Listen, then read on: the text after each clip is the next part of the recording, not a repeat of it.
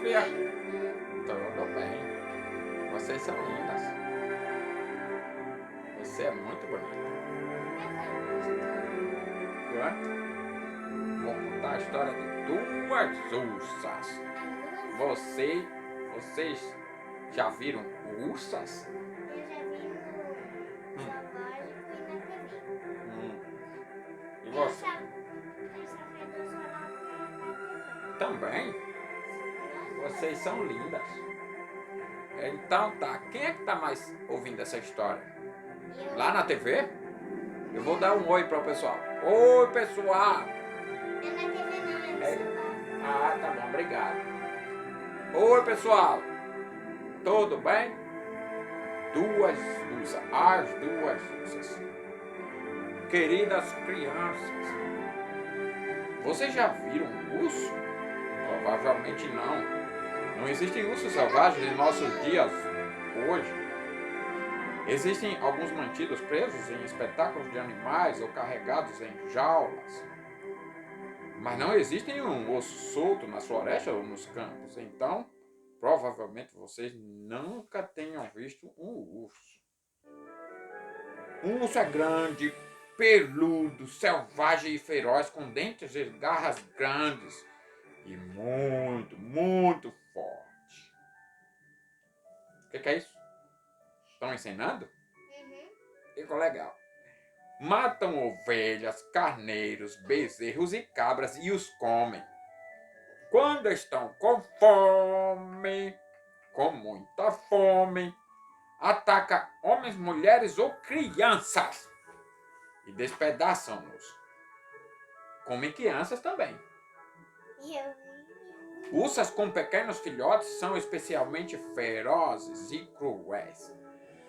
Quão agradecidos nós devemos ser por podermos andar em nosso país sem medo de sermos capturados por um urso.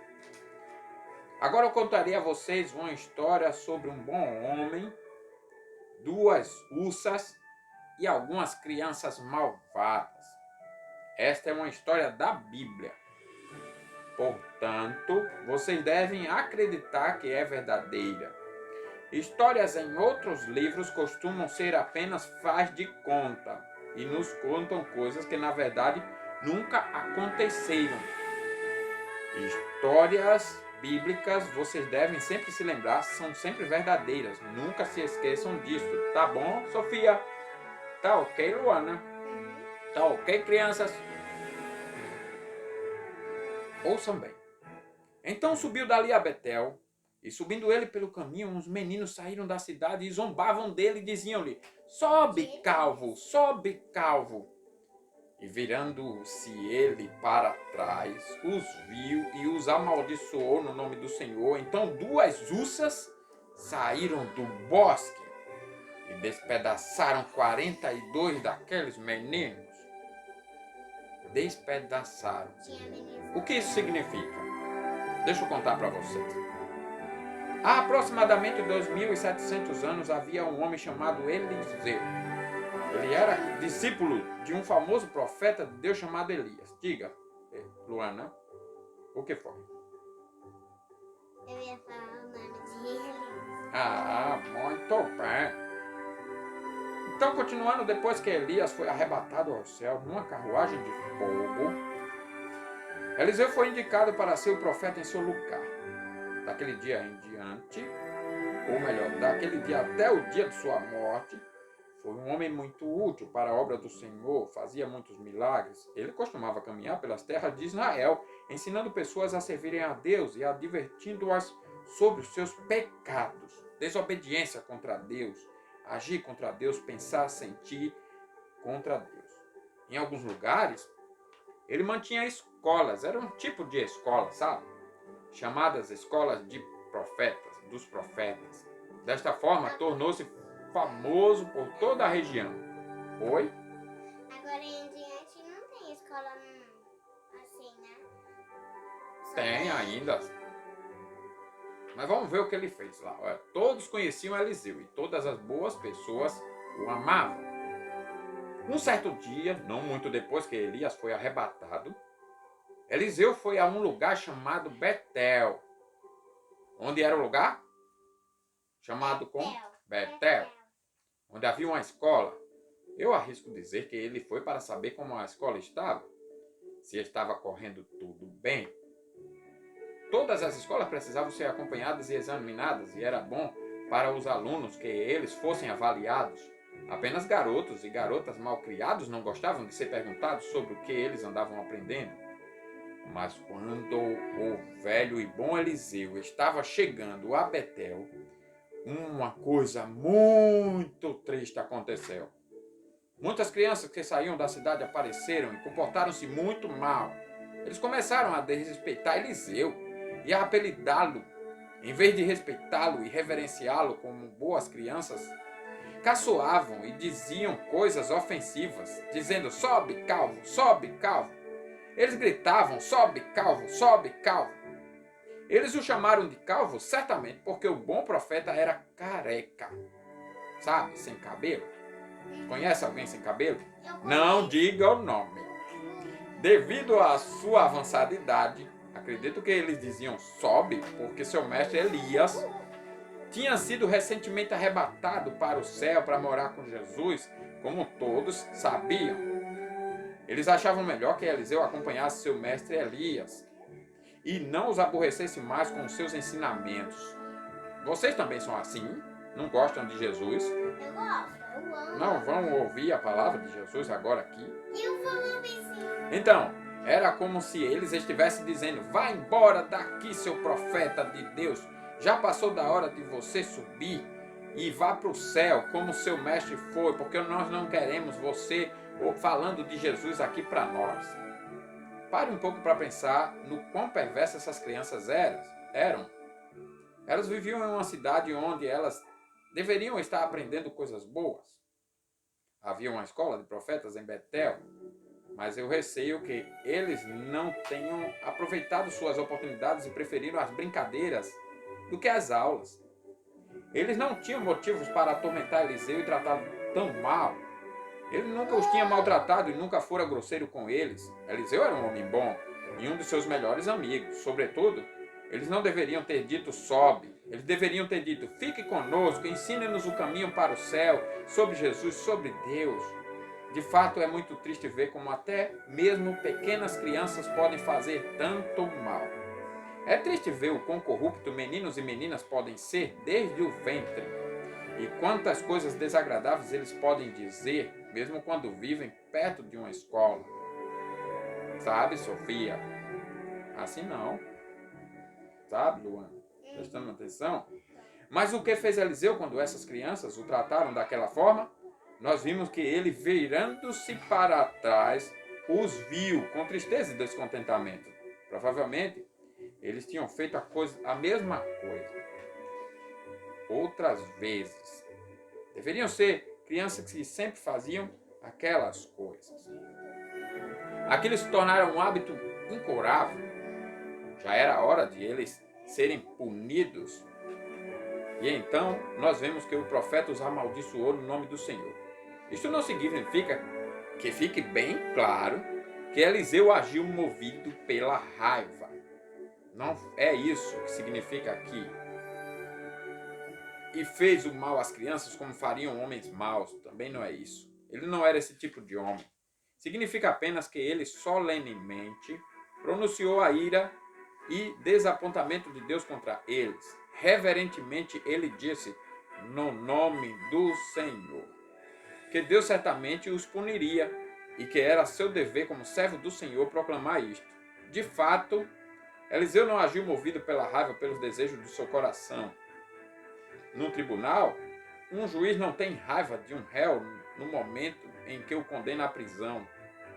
Quando Eliseu pronunciou a maldição a crianças rebeldes, ele o fez como instrumento de Deus com firmeza e fé, mas com muita tristeza. Deus o mandou fazer com autoridade e como um servo obediente que era, ele fez. E o que aconteceu, Luana e Sofia? O que aconteceu quando Eliseu falou assim? Exatamente. Saíram de uma floresta das redondezas duas ursas. que correndo em direção às crianças despedaçaram e mataram todas aquelas que conseguiram pegar. Imagine só que péssima surpresa elas deveriam ter tido. Quanto terror essas crianças devem ter sentido. Quanta correria, gritos e crianças caindo umas sobre as outras. Quanto arrependimento e vergonha elas devem ter sentido de si mesmas. Mas já era tarde demais. Antes que as crianças adentrassem as muralhas de Betel, as ursas já tinham capturado e matado nada menos que 42 crianças. 42 meninos e meninas que não mais chegariam vivas em Betel naquela noite. 42 refeições não seriam comidas naquela noite. 42 camas não seriam usadas naquela noite. 42 funerais aconteceram no dia seguinte. Muitas crianças, eu acredito, voltaram para suas casas seguras e não foram machucadas, mas certamente elas jamais esqueceriam o que viram naquele dia. De Deus não se zomba. Elas lembrariam daquelas duas ursas pelo resto de suas vidas.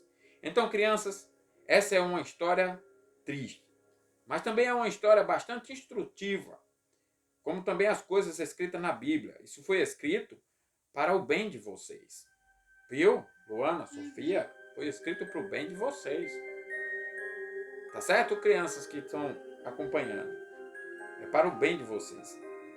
E essa história ensina lições que vocês, meninos e meninas, nunca deverão esquecer. Deixa-me contar que lições são estas. Primeiro, lembre-se primeiramente que Deus observa tudo o que as crianças fazem. Ele observou as pequenas crianças de Betel e as puniu pelo mau comportamento. Eu vos imploro que se lembrem de que Deus não muda. Ele é o mesmo ainda hoje e está todos os dias observando o vosso comportamento. Eu creio que alguns de vocês pensam que não importa como as crianças se comportam, que Deus apenas observa adultos. Esse é um erro muito grave. Os olhos de Deus estão sobre meninos e meninas e Ele nota tudo o que eles fazem. Quando fazem coisas boas, Ele sente prazer, e quando elas fazem coisas más, Ele se entristece. Queridas crianças, nunca se esqueça disso. Certo, Luana? Certo, Sofia? Nunca deixe alguém vos fazer pensar que vocês são muito jovens para servirem a Deus e que vocês podem esperar até se tornarem homens e mulheres. Isso não é verdade. Nunca se é muito cedo para assumir a religião. No momento em que vocês discernem o que é certo e o que é errado, vocês estão maduros o suficiente para começar a seguir no caminho correto. Assim que vocês se tornam maduros o suficiente para serem punidos por terem feito algo errado, vocês estão maduros o suficiente para dar seus corações a Deus e seguirem a Cristo. A criança que é suficientemente madura para ser castigada por contar mentiras não é jovem demais para ser ensinada a orar e ler a Bíblia. A criança que é grande o suficiente para desagradar a Deus também é grande o suficiente para agradá-lo. A criança que é madura o suficiente para ser tentada pelo diabo não é muito jovem para ter a graça do Espírito Santo em seu coração. Crianças, apesar de vocês serem muito jovens, Deus está sempre observando vocês. Ele percebe o vosso comportamento em suas casas, como vocês se comportam na escola e como vocês se comportam também nas brincadeiras, na igreja. Ele percebe se vocês oram ou não, se vocês fazem essas orações, como que vocês fazem. Ele percebe se vocês se importam com o que suas mães dizem, como vocês se comportam quando elas não estão por perto. Ele também percebe se vocês são gananciosos, egoístas, raivosos ou contam mentiras, ou pegam coisas que não são de vocês, roubando. Resumindo, não há nada que as crianças não façam que Deus não perceba. Eu li na Bíblia que quando o pequeno Ismael quase foi morto de sede no deserto, Deus ouviu a voz do menino. Ele era um bebê. Notem isto. Deus ouviu a oração dessa criança. Eu li que quando Samuel era apenas um menino, Deus falou com ele. Li que quando Abias, o filho de Jeroboão, estava doente e morrendo, Deus falou por meio da boca do seu profeta. Porquanto se achou nele coisa boa para com o Senhor Deus de Israel. Crianças, essas coisas foram escritas para o vosso aprendizado. Agora, darei um conselho. Orem todas as manhãs quando vocês acordarem, dizendo: Deus, vigia-me. Faz-me viver sob o teu olhar. Deus está sempre observando o que vocês fazem e ouve o que dizem. Vocês prestarão conta por tudo o que fizerem no dia do juízo final. Está escrito na Bíblia: até a criança se dará a conhecer pelas suas ações, Provérbios 20:11. Então não esqueça disso. Em segundo lugar, então a primeira coisa que nós devemos aprender é que Deus está nos vendo. Vendo todas as pessoas. Ele está vendo você agora? Está vendo o seu coração? Deus vê todas as Todo. coisas. Até o diabo ele vê. Vê tudo, em todo lugar. E a segunda coisa que vocês devem aprender é que lembre-se também que é muito errado zombar das pessoas e desprezá-las. Deus não ensina isso. A verdadeira igreja cristã, religião cristã, não ensina essas coisas. Desrespeitar pessoas, nem mesmo as pessoas más. Deus não ensina assim. As crianças de Betel zombaram de Eliseu e o chamaram de calvo. Hoje, muitos ensinam faltar respeito com os professores, com os pais, na escola, na rua, na igreja, com os pastores, com os líderes, com os políticos, com as autoridades, com os juízes. Isso é errado. E quando essas pessoas chegam à posição de autoridade, fazem um mal para a sociedade terrível. Vocês não devem crescer assim, entendeu, crianças? Por isso, aquelas crianças foram severamente punidas. Queridas crianças, à medida que vocês viverem, tenham sempre em mente que nunca se deve caçoar da religião ou zombar de qualquer um que seja religioso. Esta é uma das coisas mais perversas que se pode fazer. É muito prazeroso ver meninos e meninas alegres e felizes. A juventude é um período de alegria e regozijo. Mas tomem cuidado de nunca rirem de nada relacionado a Deus. De qualquer forma ou de qualquer coisa que vocês rirem, nunca zombem da religião. Alguns meninos ou meninas, permitam-me dizer, pensam muito pouco a respeito disso. Eles pensam que é proveitoso brincar com aqueles que leem a Bíblia e fazem orações e guardam o dia do Senhor de forma correta e prestam atenção aos ensinamentos ouvidos na igreja. Eles riem de outros garotos e garotas que obedecem o que mandam as suas mães e tentam corrompê-los. Alguns de fato são tão perversos que quando veem outras crianças tentando fazer algo que agrada a Deus, apontam o seu dedo na cara delas e dizem, lá vai o santinho. Já viu isso? Dizem que é coisa do passado, que é coisa de quem não tem inteligência. Isso é feio, é errado. A palavra de Deus é para quem é supra-inteligente. E só Deus pode dar essa mentalidade. Tudo isso está errado e ofende enormemente a Deus. No céu está assentado aquele que vê essas crianças perversas e quando ele as vê, ele se desagrada profundamente. Não temos como saber se essas crianças já nasceram problemáticas ou acabam se tornando com o tempo. Todo aquele que despreza o povo de Deus, despreza o próprio Deus. Todo aquele que ofende um servo de Deus, ofende o próprio Deus. Está escrito, porque aos que me honram, honrarei, porém os que me desprezam serão desprezados. Está escrito na Bíblia que Ismael foi expulso da casa de Abraão porque zombou do seu irmão Isaque.